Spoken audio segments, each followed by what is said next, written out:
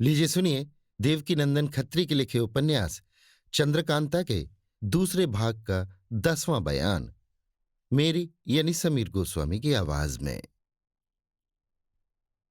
चुनार के किले के अंदर महाराज शिवदत्त के खास महल में एक कोठरी के अंदर, जिसमें लोहे के छड़दार किवाड़ लगे हुए थे, हाथों में हथकड़ी, पैरों में बेड़ी पड़ी हुई, दरवाजे के सहारे उदास मुख बीरेंद्र सिंह बैठे हैं।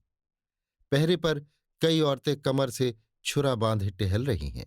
कुमार धीरे धीरे भुनभुना रहे हैं, हाय, चंद्रकांता का पता लगा भी तो किसी काम का नहीं। भला पहले तो ये मालूम हो गया था कि शिवदत्त चुरा ले गया, मगर अब क्या कहा जाए। हा, चंद्रकांता तू कहाँ है? मुझको ये बेड़ी और ये कैद कुछ तकलीफ नहीं देती, जैसा तेरा लापता हो जाना खटक रहा है। हाय, अगर मुझको इस बात का यकीन हो जाए कि तू सही सलामत है और अपने माँ बाप के पास पहुंच गई, तो इसी कैद में भूखे प्यासे मर जाना मेरे लिए खुशी की बात होगी। मगर जब तक तेरा पता नहीं लगता, जिंदगी बुरी मालूम होती है। हाय, तेरी क्या दशा होगी, मैं कहाँ ढूंढूं? ये हथकड़ी बेड़ी इस वक्त मेरे साथ कटे पर नमक का काम कर रही है। हाय, क्या अच्छी बात होती अगर इस वक्त कुमारी की खोज में जंगल जंगल मारा मारा फिरता, पैरों में कांटे गड़े होते, खून निकलता होता, भूख प्यास लगने पर भी खाना पीना छोड़कर उसी का पता लगाने की फिक्र होती। हे ईश्वर, तूने कुछ न किया। भला मेरी हिम्मत को तो देखा होता कि इश्क की राह में मैं कैसा मजबूत हूं। तूने तो मेरे हाथ पैर ही जकड़ डाले। हाय, जिसको पैदा करके तूने हर तरह का सुख दिया, उसका दिल दुखाने और उसको खराब करने में तुझे क्या मजा मिलता है? ऐसी ऐसी बातें करते हुए कुंवर बीरेंद्र सिंह की आंखों से आंसू जारी थे और लंबी लंबी सांसें ले रहे थे। लगभग आधी रात जा चुकी थी। जिस कोठरी में कुमार कैद थे, उसके सामने सजे हुए दालान में 4-5 शीशे जल रहे थे। कुमार का जी बहुत घबराया, सिर उठाकर उस तरफ देखने लगे।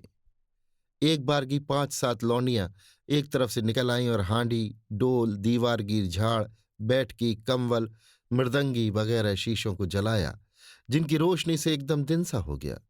इसके बाद दालान के बीचों बीच बेशकीमती गद्दी बिछाई और तब सब लौंडियां खड़ी होकर एकटक दरवाजे की तरफ देखने लगी, मानो किसी के आने का इंतजार कर रही हैं। कुमार बड़े गौर से देख रहे थे, क्योंकि इनको इस बात का बड़ा ताज्जुब था कि वे महल के अंदर, जहां मर्दों की बू तक नहीं जा सकती, क्यों कैद किए गए और इसमें महाराज शिवदत्त ने क्या फायदा सोचा। थोड़ी देर बाद महाराज शिवदत्त अजब ठाठ से आते दिखाई पड़े, जिसको देखते ही बीरेंद्र सिंह चौंक पड़े। अजब हालत हो गई। एकटक देखने लगे। देखा कि महाराज शिवदत्त के दाहिनी तरफ चंद्रकांता और बाईं तरफ चपला है। दोनों के हाथों में हाथ दिए धीरे धीरे आकर उस गद्दी पर बैठ गए जो बीच में बिछी हुई थी। चंद्रकांता और चपला भी दोनों तरफ साथ सटकर महाराज के पास बैठ गई।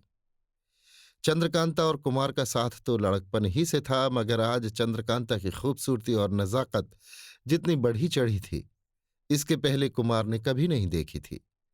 सामने पानदान, इत्रदान वगैरह सब सामान ऐश का रखा हुआ था। ये देख कुमार की आंखों में खून उतर आया।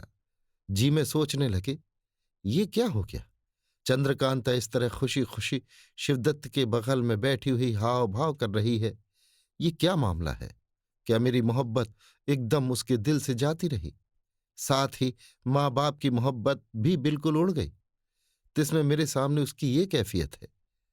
क्या वो ये नहीं जानती कि उसके सामने ही मैं इस कोठरी में कैदियों की तरह पड़ा हुआ हूं? जरूर जानती है। वो देखो, मेरी तरफ तिरछी आंखों से देख मुंह बिचका रही है। साथ ही इसके चपला को क्या हो गया, जो तेज सिंह पर जी दिए बैठी थी और हथेली पर जान रख इसी महाराज शिवदत्त को छकाकर तेज सिंह को छुड़ा ले गई थी। उस वक्त महाराज शिवदत्त की मोहब्बत इसको न हुई, और आज इस तरह अपनी मालकिन चंद्रकांता के साथ बराबरी के दर्जे पर शिवदत्त के बगल में बैठी है। हाय हाय, स्त्रियों का कुछ ठिकाना नहीं। इन पर भरोसा करना बड़ी भारी भूल है।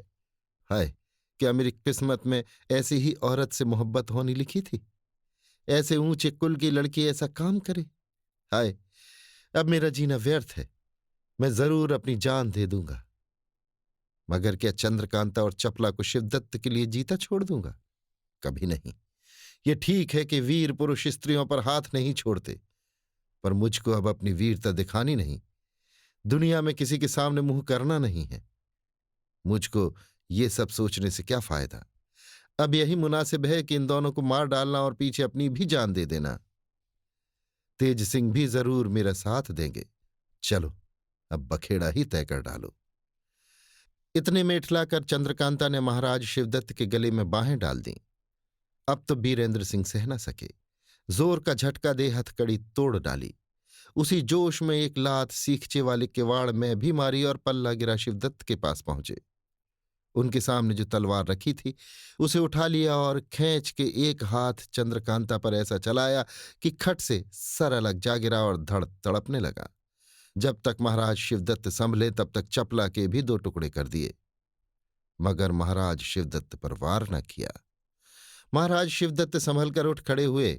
एकाएक इस तरह की ताकत और तेजी कुमार की देख सकते में हो गए, मुंह से आवाज तक न निकली। जवां मर्दी हवा खाने चली गई। सामने खड़े होकर कुमार का मुंह देखने लगे। कुंवर बीरेंद्र सिंह खून भरी नंगी तलवार लिए खड़े थे कि तेज सिंह और देवी सिंह धम्म से सामने आ मौजूद हुए। तेज सिंह ने आवाज दी, वाह शाबाश, खूब दिल को संभाला।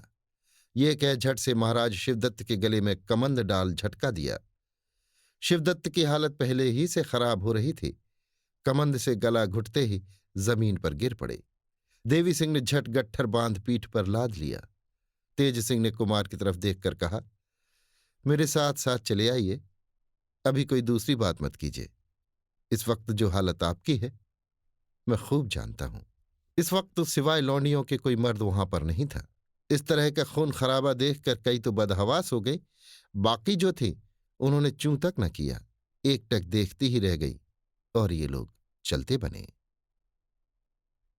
अभी आप सुन रहे थे देवकीनंदन खत्री के लिखे उपन्यास चंद्रकांता के दूसरे भाग का 10वां बयान, मेरी यानी समीर गोस्वामी की आवाज में।